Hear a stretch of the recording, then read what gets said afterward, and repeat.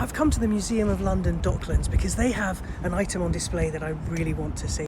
On the 30th of January in 1649, King Charles I stepped out onto a scaffold that was built just for him. He was there because he'd been sentenced to execution. He was there to get his head chopped off. After years of bloody civil war, the parliamentarians had won, and now Charles was readying himself for his execution. Now, it was a really cold winter's day, and Charles knew that any amount of shivering in the cold might be interpreted as fear. And so as he was getting ready, he asked if he could wear an extra shirt on underneath so that he might keep in some of the warmth. Now, I'm thinking all the adrenaline and cortisol and everything else that floods the system in that fight or flight mode before you're about to lose your head might have helped. But Charles stepped up onto the scaffold without any sign of shivering in the cold, and he didn't look scared, so maybe the extra shirt worked. So there he was, facing the axe. Now the executioner, who nobody really knows who it was, but was likely Richard Brandon, he knew what he was doing.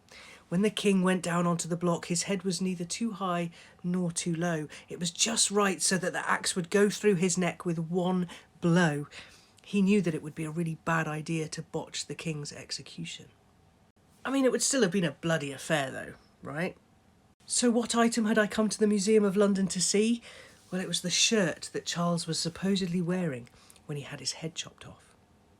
Now, I had seen plenty of photographs of this shirt before, but I'd never really seen it up close, where I was able to appreciate some of the detail. And by that I mean the detail in the wonderful stitching, but yeah, also the stains as well. Now, we don't know what these stains are. The museum have been looking at them under different lighting, UV, etc., and tried to analyse them, and the only thing we can say is they're probably bodily fluids, so maybe blood, although blood does come out darker under UV light, but then it's been a few hundred years, so who knows. Could be vomit. The museum is still working on it. It was a bit strange then to stand there next to the shirt, knowing that story, having told that story so many times, and thinking maybe this was the shirt that the king was wearing when the axe went through his neck. The shirt, or the waistcoat, was supposedly taken by the physician that was attending the king's body after his death, and it was passed down and passed around, so maybe it is, maybe it isn't. A decade later, when the monarchy was restored and Charles II came back to the throne, he went after the people that did that to his dad. But that's a video for another day.